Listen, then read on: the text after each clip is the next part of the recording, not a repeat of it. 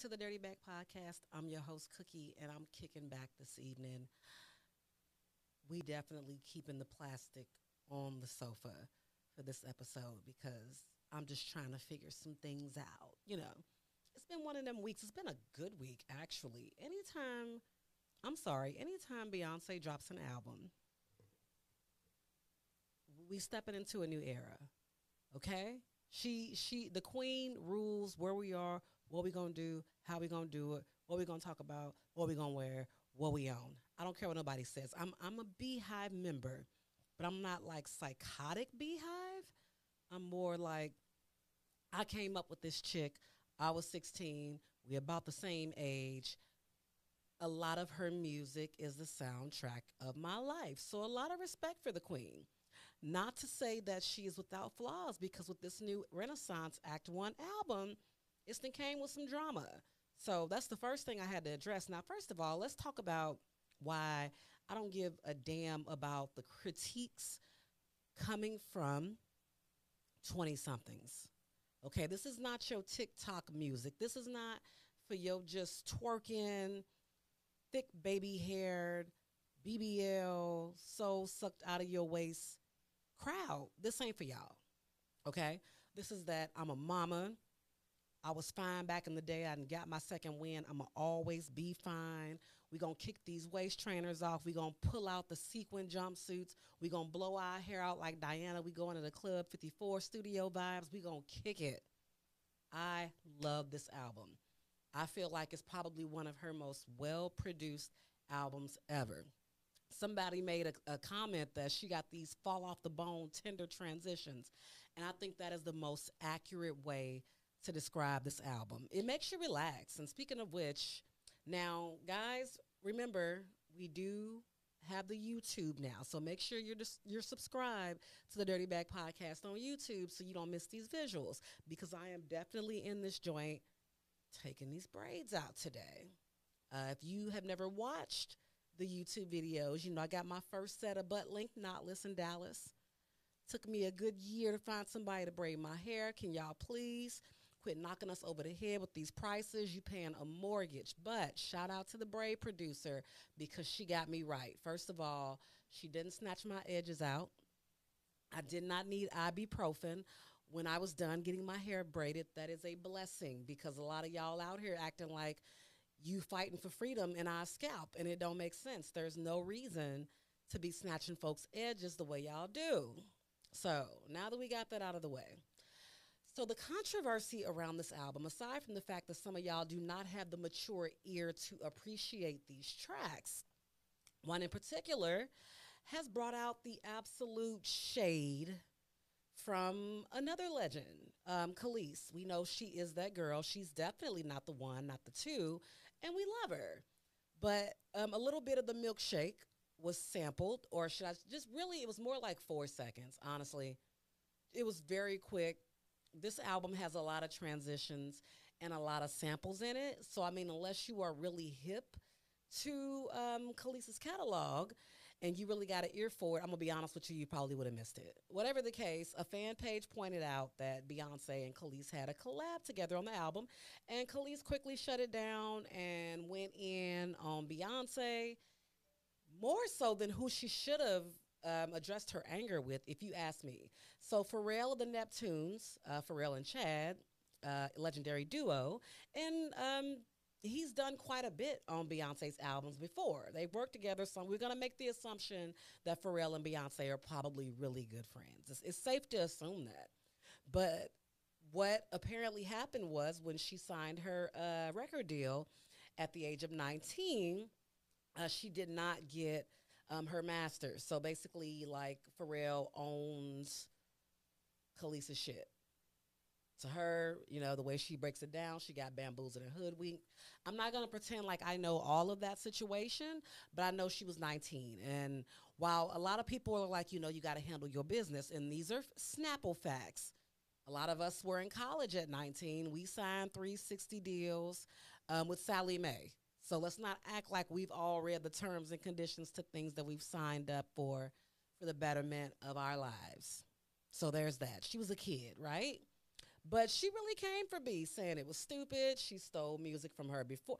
Sis was mad, and I gotta give it to her. She's the first person to call B out, stand on her shit, really kind of have a leg to stand on talent wise, and not get bullied by the beehive. For that reason, kudos, girl, because them stingers do not play. Those stingers do not play. So kudos to Kelis for standing 10 toes down, not backing down, and saying her piece. You got to respect that. And of course, people kind of came for her, telling her she should be appreciative because Beyonce did list her under the track. Not as a writer, but she did give her credit for her work on it. And to Kelis, obviously, that wasn't enough.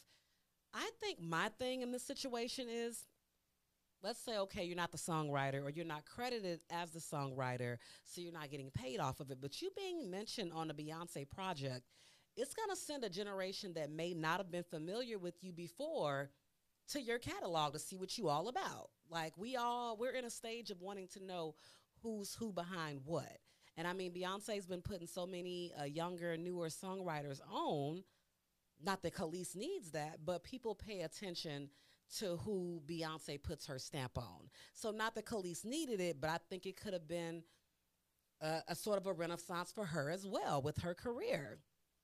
Maybe getting her back to where she was. Because let's be honest, everybody's not really talking about Kelis's music these days. We are talking about her being vegan, the fact that she's growing her own food and that her edges are still flourishing. But musically, she's not a name that's really trending. And that's no shade to Kelis, that's just being honest. But it does raise the question about sisterhood because she brought that up. Like, as a woman, you should have called me. Now, with a set of twins and a daughter and her running the whole empire and all that, I don't know that Beyonce really has time to be calling folks that she don't fool with, especially when she went through the necessary channels to get the sample cleared. But apparently she took that joker off. So luckily this is not a Keisha Cole or a Carrie Hilson situation because the good sis Kelis really was minding her damn business, and we got to give it to her. It ain't like she was out throwing shade or acting bitter towards Beyonce. She really was living her life and got pulled into something. And of course, it can be a painful reminder of how the music industry has done you. So you get backed into a corner too many times, you're going to go ahead and lash out and give whoever wants to smoke or doesn't want it or who needs it that smoke. Not mad about that at all. I can definitely recall the day that very uncomfortable interview with Carrie Hilson and Sierra got looped in and how that was the beginning of the end. And now Homegirl is doing Lifetime movies. So I think you got to pick your battles. Beyonce is a battle I would never pick, but I think in this one, like, Kelis, you a bad bitch for going there and not giving a damn what anybody has to say. So I'm going to give you that. But we do have to speak about how people that don't have as much power is treated, not just even in the music industry, but in general. Like I've seen it in the activism world. Like that's where I'm most familiar with seeing people work get stolen or not credited or them being shunned when they speak the truth about people. I had a certain organizer come to town this past week, and we kind of revisited some things that happened. And it's so crazy when the smoke clears on any type of situation concerning people's work and their voices and what they've done and their contributions to anything pertaining to our culture, and the backlash when you don't fall in line. So, of course, I'm always an advocate for anybody, especially for Black women, shaking the table and speaking their piece when they're not being treated fairly and not being paid what they're due and not being valued. So I get it, but I love that album. I'm sorry, I love the album. This album is for grown women that are rebelling against waist trainers, that remember the good old days, that was stuck in a house with them kids, that just want to remind everybody who forgot I am that bitch. I do love that Beyonce is really talking her shit on this album, and she's doing it only the way the queen does. I just need you to let us know how much these concert tickets gonna cost so we could go ahead and start like giving plasma and, selling ass on the side and doing whatever we gotta do. Doing whatever we gotta do to be able to afford these tickets. Cause I'm in that thing. I don't care. And speaking of support, I wanna talk about something else concerning women and really just wanting to do the things we're passionate about and doing it unapologetically and not worrying about who's going to come through for you. So I was at one of my favorite restaurants the other day. And what we know is when a lot of people are breaking into the music industry or whatever, some might work odd jobs or do things they don't want to do to keep the lights on. And this particular girl is a hostess. She's a hostess, whatever you want to call it, at one of my favorite restaurants. Beautiful girl. And apparently she's an artist. And a girl came in the other night who does facials. I guess you can call her, well, I guess a celebrity esthetician who works with other celebrity estheticians and stylists, and they struck up a conversation. And she's basically telling the girl that she saw something in her. She was not fighting, but she was speaking and pleading with management for them to let her leave for 15 minutes to just run a few blocks down the street to meet an artist, a known artist that she's a huge fan of, to kind of just get that connection going. And I remember this girl specifically saying that she'd had a show recently, and she felt like she's getting to the point where she wants to be surrounded by people that support what she's doing. That people came to her show, but it was as if they were just there. They were there, but they could have cared less about her. They weren't really giving her that much energy. Really, they was just in the room. Now, we were letting her speak her piece that night. The way I looked at it, and I didn't want to lecture her or give my 2 cents completely in a crowded restaurant while she's on the clock, but I can say it now because I know she listens and she subscribed. But oftentimes when you are going after your passion, whatever it is and what area it is, the people that you expect to come through the most will not always do so.